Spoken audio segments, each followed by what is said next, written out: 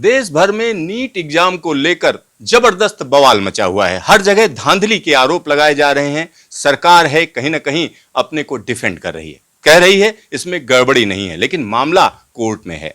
तो आखिरकार एनटीए और नीट की अगर हम बात करें तो गड़बड़ कहां पर है, क्या परेशानियां आ रही हैं, इन सब पर बातचीत करने के लिए हमारे साथ जाना माना चेहरा है मनोज झा जी हैं। ये सीधा उन्हीं से बात करते हैं और चूंकि शिक्षा से जुड़ा हुआ मामला है तो इसके बारे में बेहतर जो विचार हैं वो कहीं ना कहीं मनोज जी दे सकते हैं। मनोज जी, अगर हम बात करें एनटीए की, तो एनटीए एक ऐसा संगठन बनाया गया देश भर के सारे, जैसे वन नेशन वन इलेक्शन की बात कर रहे हैं जो लोग, वहीं वन नेशन और वन एंट्रेंस एग्जाम, क्या ये आइडिया जो है ठीक है? देखिए, वननेस के साथ जो ऑब्सेशन मैं देख रहा हूं इस सरकार का, उसके परिणाम बहुत भुगतने होंगे।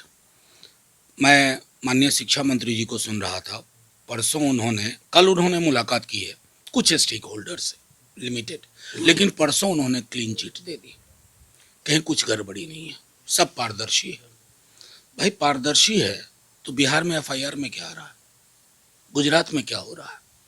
मैथमेटिकल प्रोबेबिलिटी को डिफाई करते हुए एक सेंटर से आधे से ज़्यादा दर्जन बच्चों के एक जैसे मार्क्स, ये सारी चीज़ें आपके पर्दादारी से नहीं छुपने वाली है। और एनटीए को लेकर के तो मेरा मत है, मैं विश्वविद्यालय में जिस विभाग में हूँ, एनटीए ने उस विभाग को तहस नहस कर दिया। मान लीजिए मेरा एक विभाग है जिसमें एक खास किस्म की स्टूडेंट्स की ज़रूरत है, सोशल वर्क, तो उसमें एक इंक्लिनेशन चाहिए, उस तरह का झुकाव चाहिए। आपने पैटर्न पूरा एग्ज़ाम का ऐसा रखा है, जो क्वालिफाई करके आते हैं उनके अंदर इंक्लिनेशन नहीं है। एनटीए के अंदर और कई चीज़ों की इस तरह की विसंगतियों की बात आती है। जेएनयू के एडमिशन्स को देखिए, मैं आपको उदाहरण दे रहा हूं जहां से मैं वाकिफ हूं। मैं सिर्फ इतना कहना चाहता हूं, एनटीए के इस पूरे आइडिया को रिविजिट करना चाहिए, रीइवैल्यूएट करना चाहिए। सिर्फ इसलिए कि एक संस्था बना ली है तो शिक्षा मंत्री डिफेंड ना कर सकने वाली चीज को डिफेंड करे, ये इस देश के शिक्षा मंत्री से, जिस पर मौलाना अबुल कलाम आजाद भी थे, अपेक्षा नहीं है। सर, यहाँ पर अगर हम नीट की बात करें तो 2020 में एक और केस आया था जब नीट पर सवाल खड़े हुए थे। छिंदवाड़ा में एक लड़की ने सुसाइड कर लिया था, क्योंकि जिस तरीके से ओएमआर में चेकिंग हुई थी, 6 नंबर मिले, उसके बाद 590 नंबर हो गए, और जब ये सामने आया तो कहीं ना कहीं लोगों में एक आक्रोश था, और उसके बाद नीट को लेकर फिर वही सारी चीजें चल। मेरा सीधे तौर पे कहना है, इस सरकार के अंदर, माफ कीजिएगा, मैंडेट ने भी यही संदेश दिया है, आपको संवेदनशील होना होगा।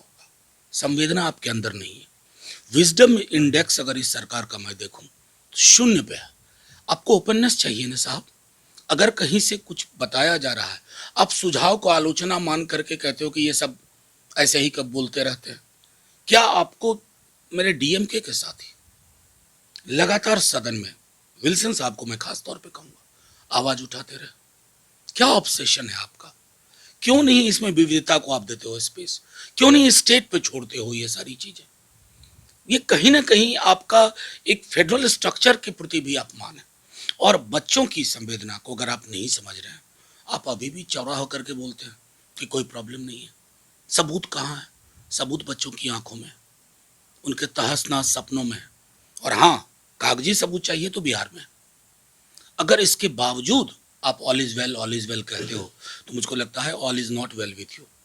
सर, नीट में क्या रास्ता है आगे का? गवर्नमेंट को क्या करना चाहिए? मैं व्यक्तिगत तौर पे मानता हूं कि जो पुरानी परिपाटी थी वो बहाल करिए, पुरानी परिपाटी, और एनटीए नाम की संस्था को ऊपर से नीचे इस ढांचे का मूल्यांकन करिए, जरूरत पड़े तो तोड़ दीजिए।